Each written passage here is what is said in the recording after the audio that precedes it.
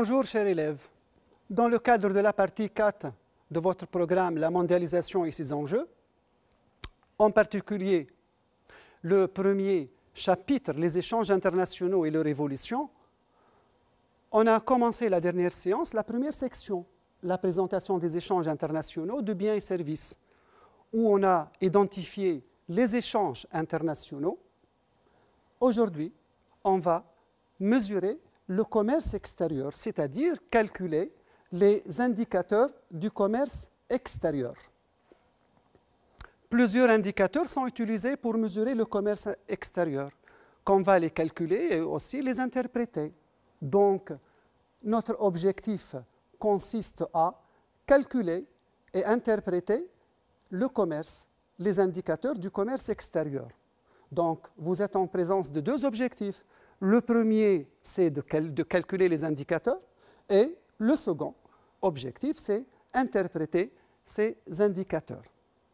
Parmi ces indicateurs, on commence avec le solde commercial.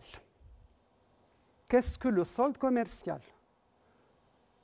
Vous allez exploiter l'activité 4, page 203 de votre manuel scolaire. Donc, on va répondre au titre de ce document. Qu'est-ce que le solde commercial? Alors, on va lire le premier paragraphe de ce document. Le solde commercial se construit comme la différence, c'est-à-dire il s'agit d'une opération de soustraction. Entre quoi et quoi? Entre les exportations, d'une part, et les importations de marchandises, d'autre part. Donc, qu'est-ce que le solde commercial? C'est la différence entre la valeur des exportations et celle des importations. Par conséquent, sa formule s'écrit de la manière suivante. Solde commercial égale X moins M, c'est-à-dire valeur des exportations moins valeur des importations. Cet indicateur est exprimé en unités monétaires. Pour le calculer et l'interpréter, on va s'appuyer sur des statistiques relatives à l'économie tunisienne et allemande en 2018, comme présenté dans ce tableau. On vous demande dans cette question de calculer et interpréter le solde commercial pour chacun des pays. Donc, vous avez deux consignes. La première consigne consiste à calculer le solde commercial et puis à l'interpréter. Remarquez bien que les indicateurs de la Tunisie sont exprimés en millions de dinars. Par contre, les indicateurs de l'Allemagne sont exprimés en milliards de dollars. Passons tout d'abord au calcul du solde commercial pour chaque pays. N'oubliez pas, bien sûr, de mettre la formule, souligner ou bien encadrer chaque résultat, mais également de préciser l'unité. En Tunisie, solde commercial 2018 égale X 2018 moins M 2018. L'application numérique vous donne le solde commercial égal à moins 19 022,9 millions de dinars tunisiens. Remarquez bien que c'est un solde négatif. Donc, il s'agit dans ce cas d'un déficit commercial. Passons à l'Allemagne. En Allemagne, solde commercial égal, donc on va reprendre la formule, on passe à l'application numérique. Le résultat obtenu, c'est 238,2 milliards de dollars. Donc c'est un solde positif. Il s'agit dans ce cas d'un excédent commercial puisque la valeur des exportations dépasse la valeur des importations. Alors, il s'agit d'un excédent commercial. Notre question, quelles sont les différentes situations possibles? C'est-à-dire combien de situations le solde commercial peut présenter? Le solde commercial peut être positif, négatif ou bien nul. Dans quel cas ces différentes situations? Lorsque la valeur des exportations est inférieure à la valeur des importations, on obtient un solde commercial négatif. Donc, on parle de quoi? On parle d'un déficit commercial, comme l'exemple de la Tunisie en 2018. Par contre, si la valeur des exportations dépasse la valeur des importations, alors dans ce cas, le solde commercial est positif. Donc, on parle d'un excédent commercial. C'est le cas de l'Allemagne. Le solde commercial peut ne pas être ni négatif ni positif, il peut être nul lorsque la valeur des exportations sont égales à la valeur des importations. La valeur des exportations est égale à la valeur des importations. Donc, dans ce cas, on parle d'un équilibre commercial. Dans quel cas un excédent commercial est-il un signe de bonne santé? On va s'appuyer sur le deuxième paragraphe pour répondre à cette question. Un excédent est en général un signe de bonne santé et de compétitivité d'une économie, mais il peut provenir non pas d'une hausse des exportations,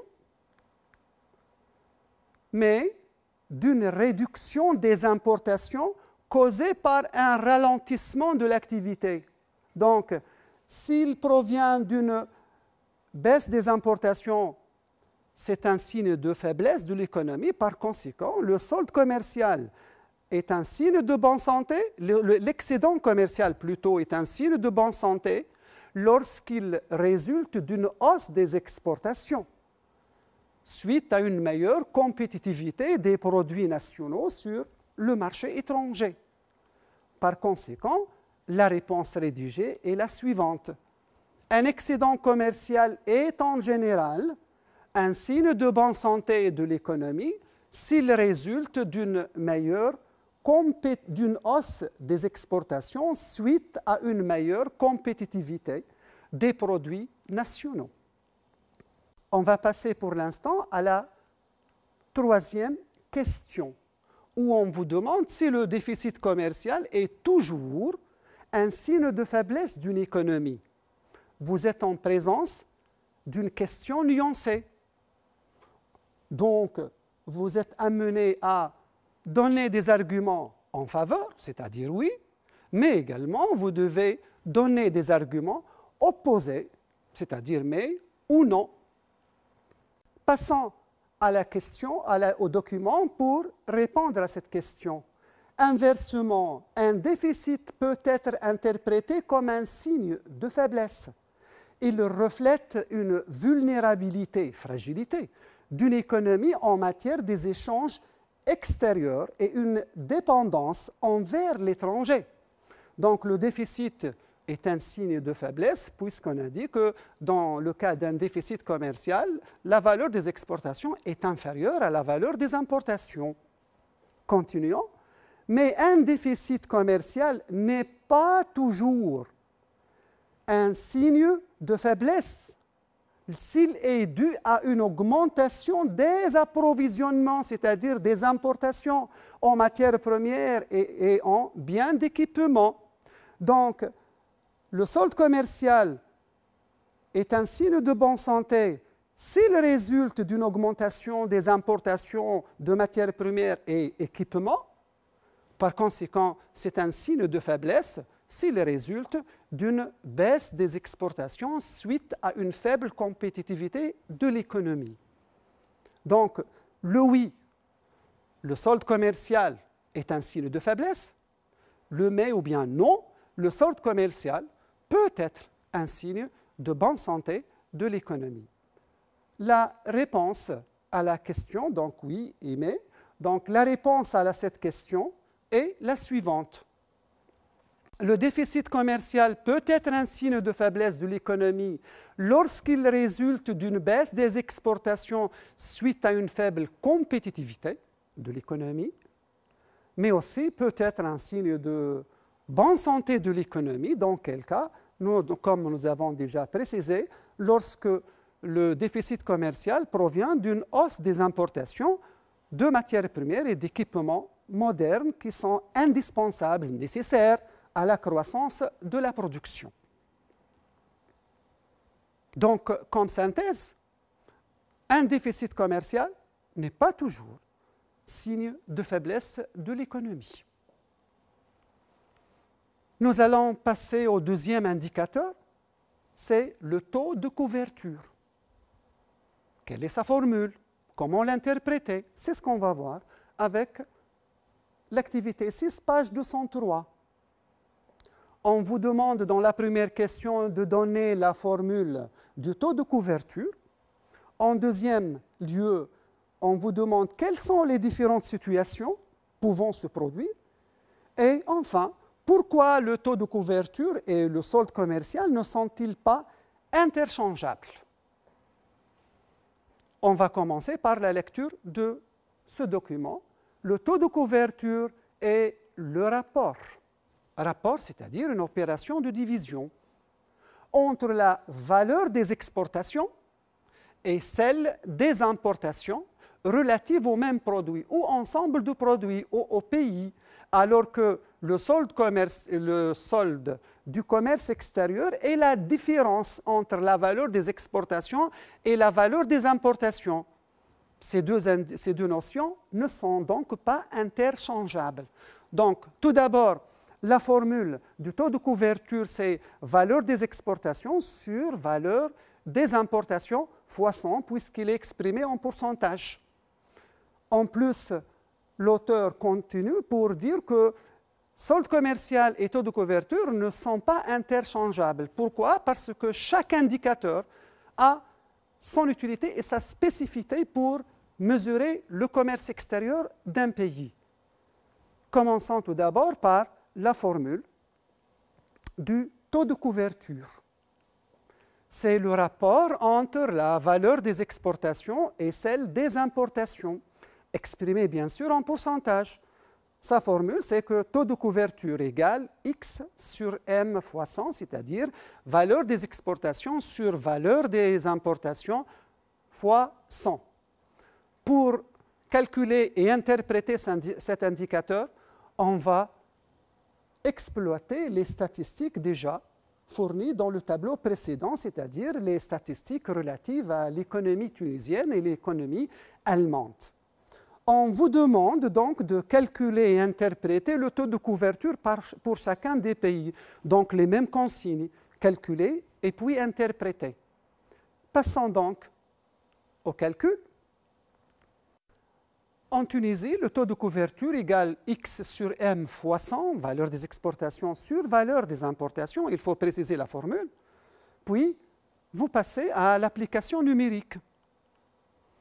40 987,4, c'est la valeur des exportations, sur 60 010,3, c'est la valeur des importations, fois 100.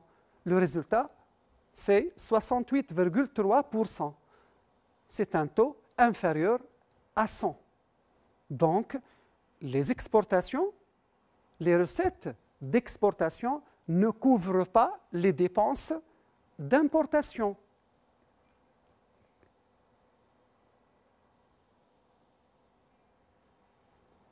Concernant l'Allemagne, le taux de couverture égale X sur M fois 100. Application numérique, 1869,8 sur 1631,6 fois 100 égale 114,59%, donc supérieur à 100. Dans ce cas, les recettes d'exportation couvrent largement les importations.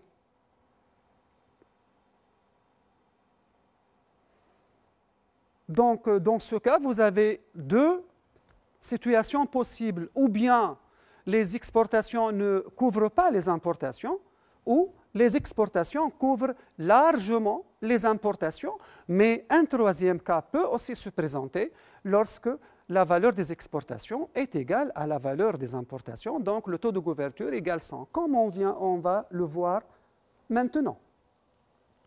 Si la valeur des recettes d'exportation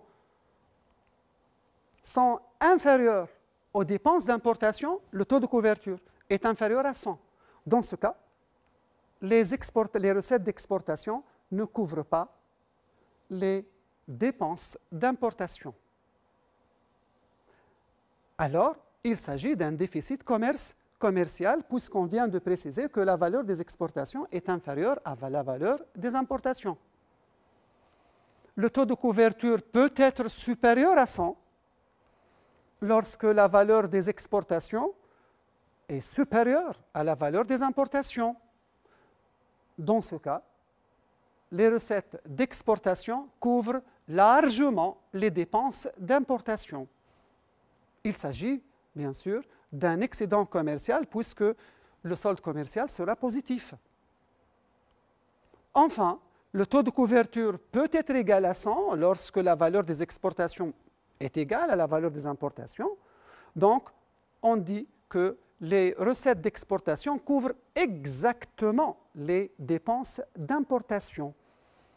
Alors, le solde commercial sera nul et par conséquent, comme on a précisé, il s'agit d'un équilibre commercial. Taux de couverture et solde commercial sont-ils interchangeables, comme on a déjà vu? Bien sûr que non. Pourquoi? Parce que le solde commercial et le taux de couverture sont des indicateurs différents. Chaque indicateur a sa propre formule et son intérêt aussi. Exemple, le solde commercial est exprimé en unité monétaire, alors que le taux de couverture est exprimé en pourcentage. Le solde commercial est calculé par la différence entre la valeur des exportations et la valeur des importations.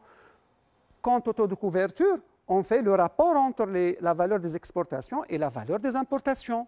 La même chose, le solde commercial montre si les recettes des exportations dépassent ou non les dépenses d'importation. Par contre, le taux de couverture montre la capacité du pays à couvrir ses dépenses d'importation par ses recettes d'exportation. Le troisième indicateur, c'est le taux d'effort à l'exportation. Par définition, cet indicateur, c'est le rapport entre la valeur des exportations et celle du PIB. Donc, taux d'effort à l'exportation égale valeur des exportations sur PIB fois 100, il est exprimé en pourcentage. Nous allons utiliser les statistiques relatives à l'économie tunisienne pour calculer et interpréter ce taux. Donc, on vous demande de compléter le tableau, puis donner la signification du résultat obtenu. On va commencer par le calcul, et puis on va donner la signification du résultat obtenu, c'est-à-dire du taux d'effort à l'exportation. Taux d'effort à l'exportation en 2018 égale X 2018 sur PIB 2018 fois 100. L'application numérique 40 987,4 sur 91 620,8, la valeur du PIB, fois 100. Vous obtenez le résultat suivant, 44,73%. Comment on interprète cette valeur? C'est très simple. En 2018, la valeur des exportations représente 44,73% du PIB de la Tunisie. Les exportations en 2018 représentent 44,73% du PIB de la Tunisie, comme déjà écrit sur ce diapo.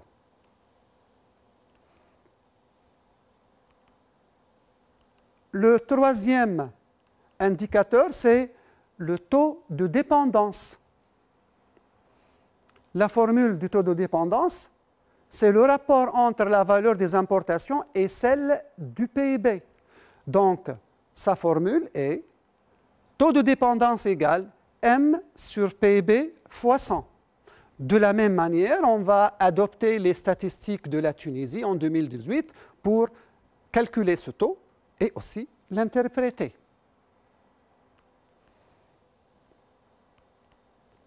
Taux de dépendance égale M sur PIB fois 100, on précise la formule, puis on passe à l'application numérique. vous obtenez le résultat, 65,5%. Comment on l'interprète? C'est très simple. En Tunisie, les importations représentent 65,5% du PIB. L'autre indicateur, c'est le taux d'ouverture. Alors, pour dégager sa formule, on va s'appuyer sur l'activité 8, page 204 de votre manuel scolaire. Le taux d'ouverture d'une économie au marché international est le rapport entre la valeur de son commerce extérieur, mesuré par la somme des exportations et des importations, ou leur moyen. Donc, il y a deux formules dans ce cas. Et son PIB. Il indique le degré d'internationalisation d'une économie nationale et mesure donc son insertion dans le commerce mondial. C'est-à-dire que pour calculer le taux d'ouverture, on peut faire la somme des échanges extérieurs sur PIB fois 100 ou bien la moyenne des échanges extérieurs sur PIB fois 100, comme on va le présenter maintenant. Taux d'ouverture égale X plus M sur PIB fois 100, ou bien en faisant la moyenne des échanges, c'est-à-dire X plus M sur 2 sur PIB fois 100. Quelle est la formule qu'on utilise dans les statistiques tunisiennes? On adopte la première formule, ou X plus M sur PIB fois 100. Donc, on va passer au calcul et à l'interprétation de ce taux. Bien sûr, en utilisant les statistiques de la Tunisie obtenues par l'INS.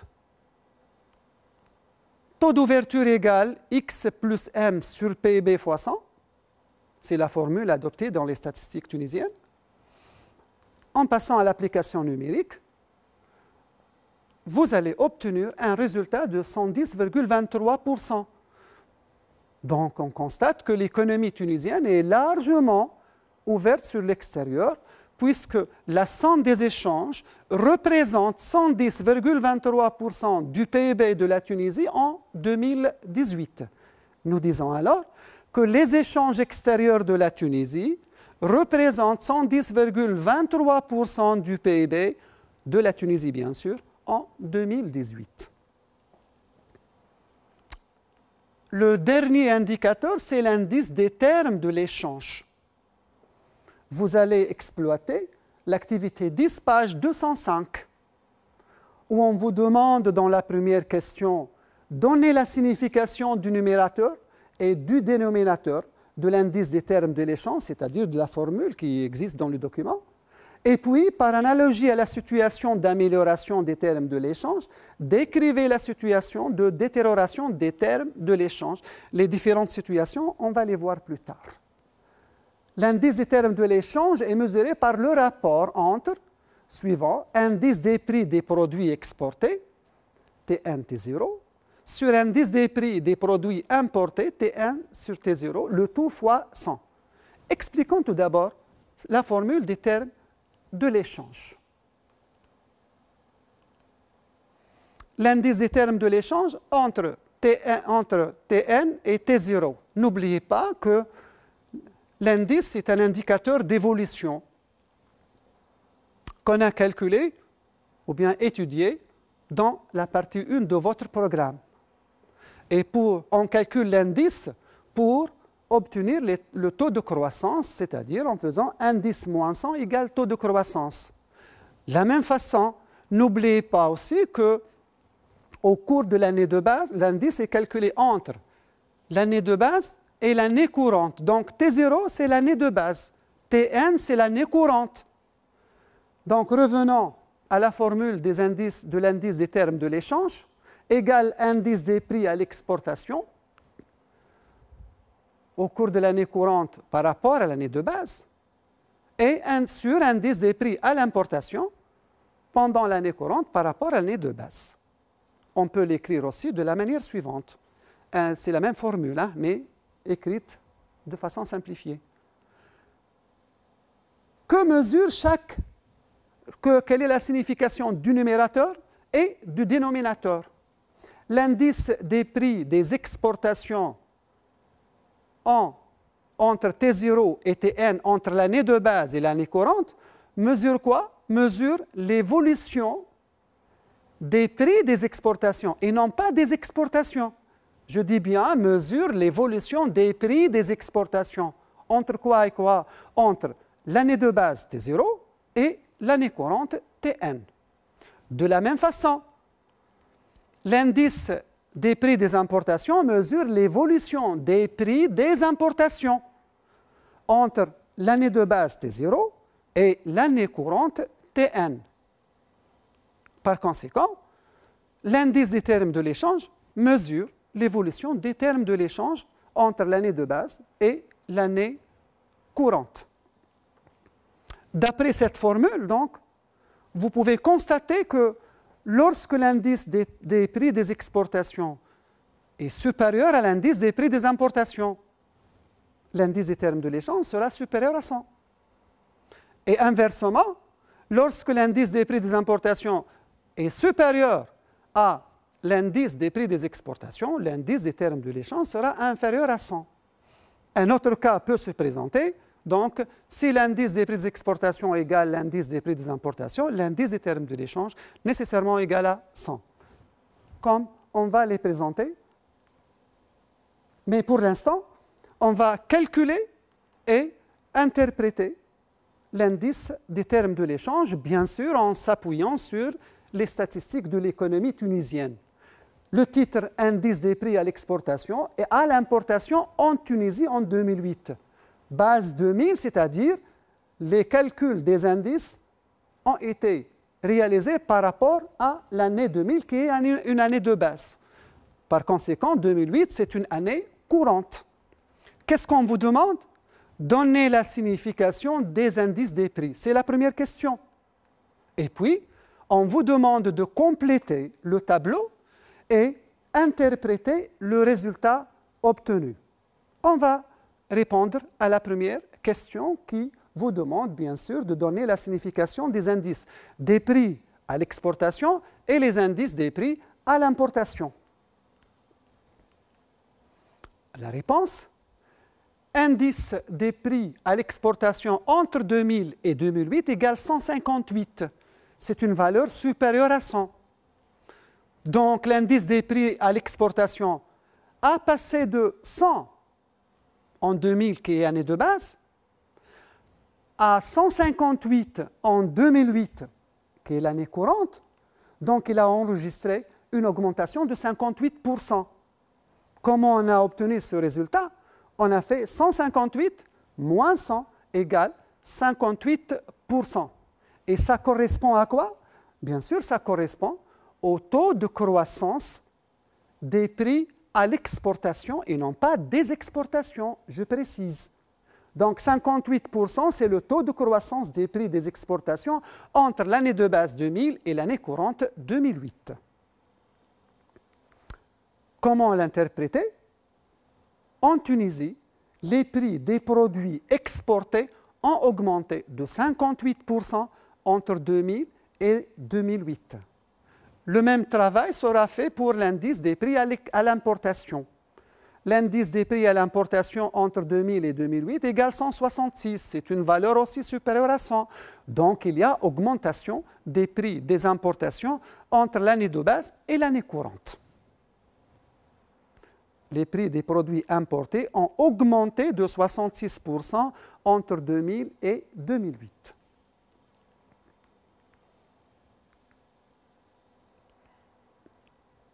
Passons maintenant au calcul de l'indice des termes de l'échange.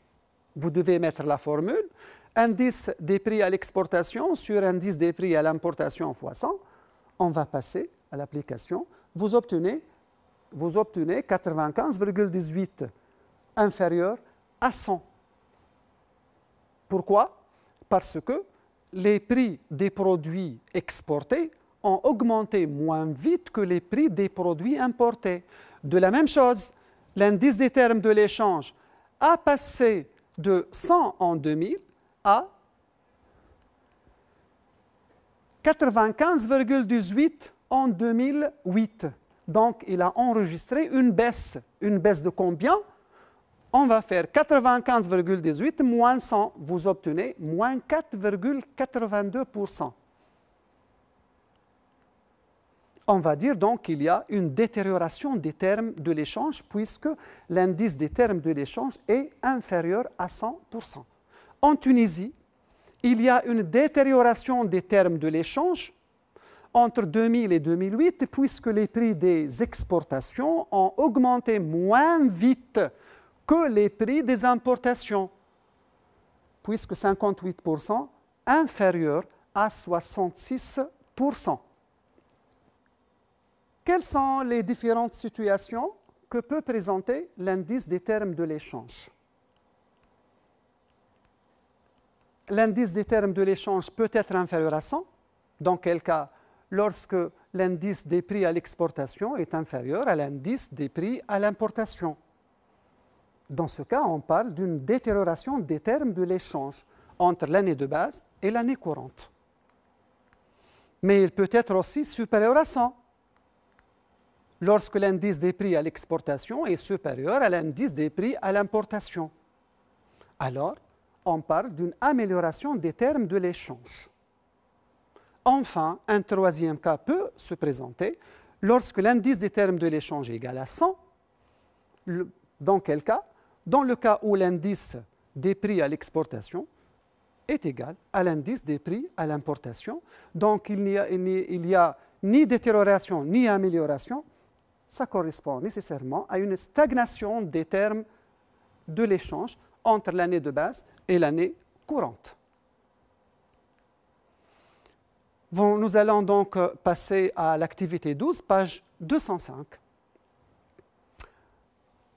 C'est un tableau qui présente les indices des termes de l'échange en 2004 de plusieurs pays. La question est d'interpréter les indices des termes de l'échange pour chacun des pays. Bien sûr, je précise que l'année de base, c'est 1980, c'est-à-dire que ces indices sont calculés en 2004 par rapport à 1980. Si on va prendre les deux premiers pays, l'Italie et les Émirats arabes unis, vous constatez que les indices des termes de l'échange sont supérieurs à 100. Donc, comme je viens de le préciser, si l'indice des termes de l'échange est supérieur à 100, donc on dit qu'il y a amélioration des termes de l'échange pour chacun des deux pays. Pourquoi? Je reprends parce que les prix des produits exportés ont augmenté plus vite que les prix des produits importés. Concernant les deux autres pays, à savoir la Tunisie et le Togo, on a des indices des termes de l'échange inférieurs à 100. Donc, nécessairement, on parle d'une détérioration des termes de l'échange. Mais constatez bien que la détérioration des termes de l'échange en Tunisie est moins importante que celle du Togo. Pourquoi? Parce que les termes de l'échange ont diminué de 20% pour la Tunisie entre 1980 et 2004. Par contre, le Togo a enregistré une baisse de 75% de l'indice des termes de l'échange et par conséquent, c'est une forte baisse.